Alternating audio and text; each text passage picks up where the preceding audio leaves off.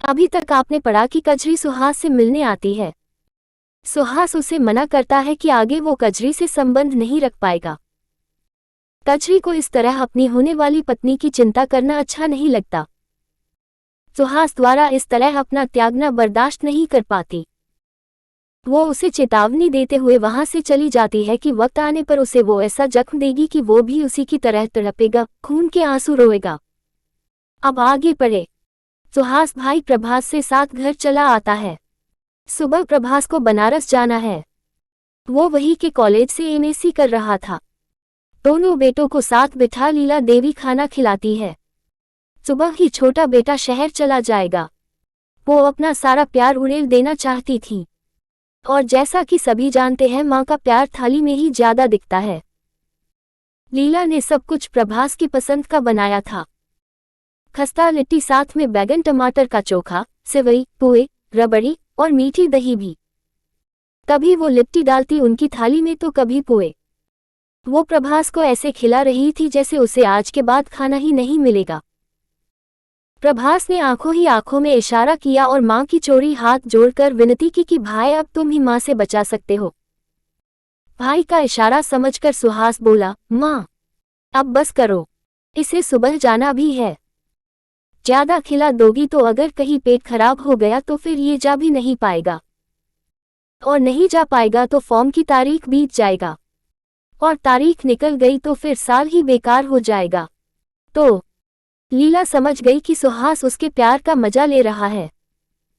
वो उसे बनावटी गुस्से से डांटती हुई बोली, अच्छा मैं सब समझ रही हूँ, तू जल रहा है कि मैं इसे ज्यादा प्यार कर रही हूँ।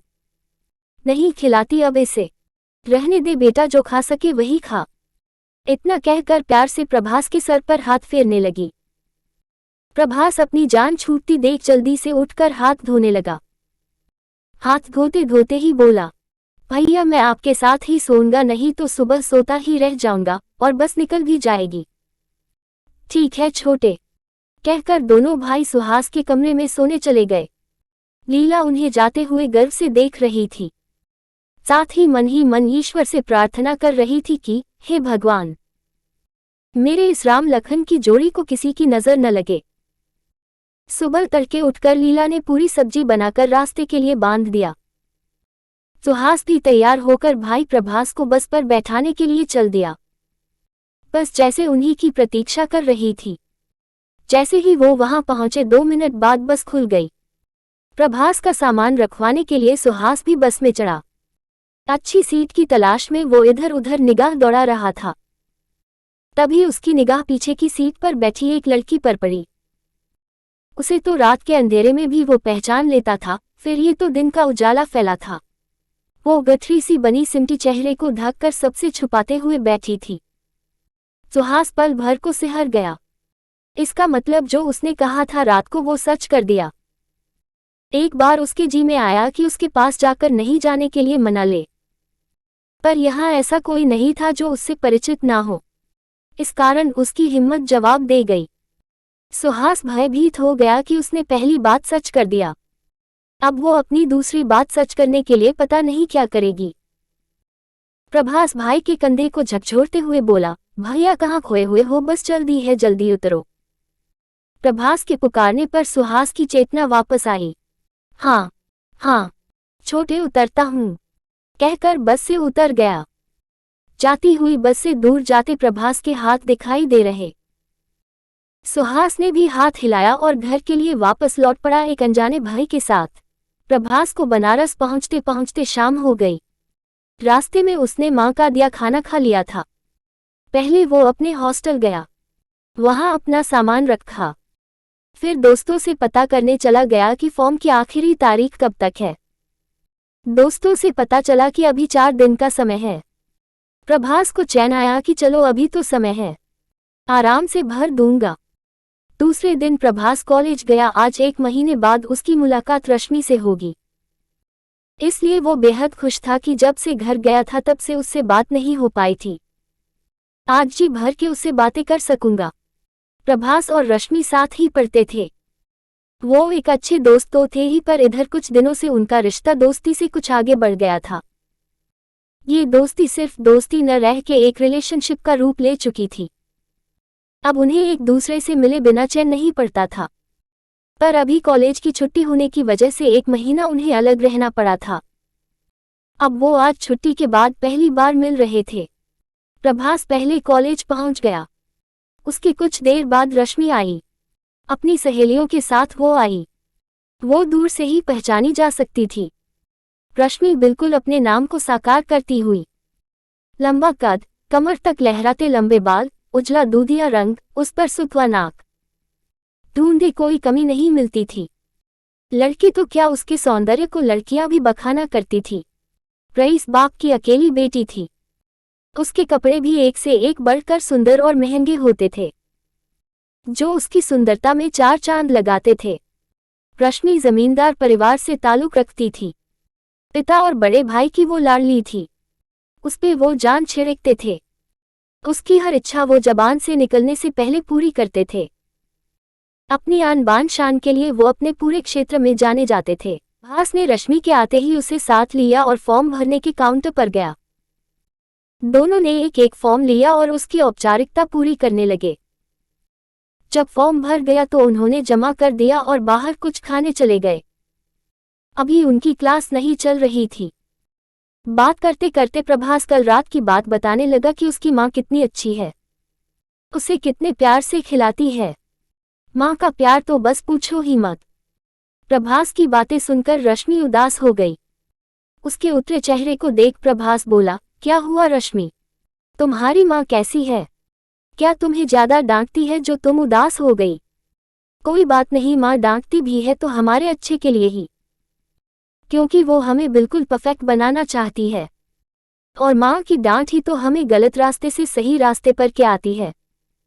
तुम उदास मत हो, बताओ ना, तुम्हारी माँ कैसी है?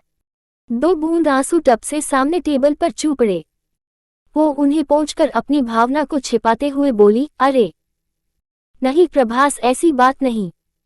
मैं तो माँ की डांट के लिए, प्यार के लिए, सभी के लिए तरसी हूँ। काश मेरी भी माँ मुझे डांटती, मुझे अच्छे बुरे का फर्क समझाती। पर इन सब के लिए माँ तो होनी चाहिए। अपने चेहरे को घुमा दूसरी ओर देखते हुए बोली, प्रभास मेरी माँ नहीं है। जब मैं छोटी सी थी तभी वो मुझे छोड़कर इस दुनिया से चली गई। मुझे उनकी कोई भी याद नहीं। प्रभास इस बोझिल माहौल को हल्का फुल्का बनाने के लिए बोला, कोई बात नहीं रश्मि, जिस बात पर हमारा वश नहीं हम क्या कर सकते हैं। फिर रश्मि की ओर रहस्यमयी अंदाज में देखते हुए बोला, जब तुम मेरे घर आओगी ना तो मेरी माँ तुम्हारे जीवन की ये कमी भी पूरी कर देंगी। देखना, तुम्हें मुझसे भी ज्यादा प्यार देंगी वो, क्योंकि जैसी बहू का वो सपना देखती है तुम बिल्कुल वैसी हो। कहकर प्रभास मुस्कुराने लगा। उसकी मुस्कान देख रश्मि शर्मा गई। उसकी निगाह झुक गई। उसके मुस्कुराने से गालों में पड़ने वाले डिंपल तो इतने गहरे थे कि कोई भी उनमें डूब जाए। सुहास जब प्रभास को बस में बिठाकर घर लौटा तो देख रघु चाचा उदास से उसके बाबूजी की चारपाई के पास बाहर हाथे में बैठे हुए थे। उनका चेहरा लटका हुआ था। वो समझ गया कि कजरी के घर से जाने की बात शायद उन्हें पता चल चुकी है। उसके कान में बाबूजी की आवाज आ रही थी। वो रघु काका को समझाते हुए कह रहे थे, क्या करोगे रघु, अब इसमें न ही तुम्हारी गलती है न ही कजरी की। अब उसके ससुराल वाले उसका गौना नहीं ले गए तो इसमें तुम्हारी या तुम्हारी बेटी की गलती थोड़ी ना है। गई होगी यही कहीं आसपास गांव वालों के तानों से दुखी होकर। आ जाएगी शाम तक, तुम चिंता मत करो। रघु चाचा चिंतित स्वर में बोले, मालिक को ऐसे बिना बताए कभी कहीं नहीं जाती, चाहे कोई कितना भी ताना क्यों ना मारे। मालिक, मुझे तो डर लग रहा है, कहीं कुछ उल्टा सीधा न कर ले पगली गुस्से में। बाबूजी रघु काका को बार बार समझा रहे थे कि वो कुछ नहीं करेगी, भले ही समय लगे पर वो वापस आ जाएगी। कुछ देर बाद वो चले गए। सुहास की स्थिति ऐसी थी कि वो सब कुछ जानते हुए भी कुछ भी नहीं बता सकता था किसी को। कजरी प्रभास की ही बस से गई है, और क्यों गई है, सब कुछ जानते हुए भी उसे अपनी जुबान बंद रखनी पड़ रही थी। सुहास कजरी की बातों से भीतर तक हिल गया था। उसका धमकी देना और घर छोड़कर चले जाना उसे हर पल सताता रहता। कजरी अकेली नहीं गई थी, वो सुहास के होठों की हंसी, चैन सब कुछ अपने साथ ले गई थी। हर पल एक खामोशी ओढ़े रहता, बस अपनी मेडिकल शॉप से घर और घर से मेडिकल शॉप जाता। दिन गुजर रहे थे। आज सुबह से ही बहुत गहमागहमी मची थी घर में। मिठाई दौड़ दौड़ कर घर के काम निपटा रहा था। पाऊजी बाजार जाकर महंगी वाली काजू कतली के साथ साथ कई तरह की मिठाई और नमकीन ले आए थे। सुहास दुकान पर जाने के लिए बैठक में बैठा नाश्ता कर रहा था कि मिठाई आया और वहां की हर चीज की धूल झाड़ने लगा। पर सुहास को इन सब का कोई ध्यान नहीं था। मिठाई ने जब देखा कि सुहास कोई ध्यान नहीं देगा न ही उससे कुछ पूछेगा तो खुद ही बोलने लगा, सुहास भैया आपको पता है आज इतनी तैयारी क्यों हो रही है?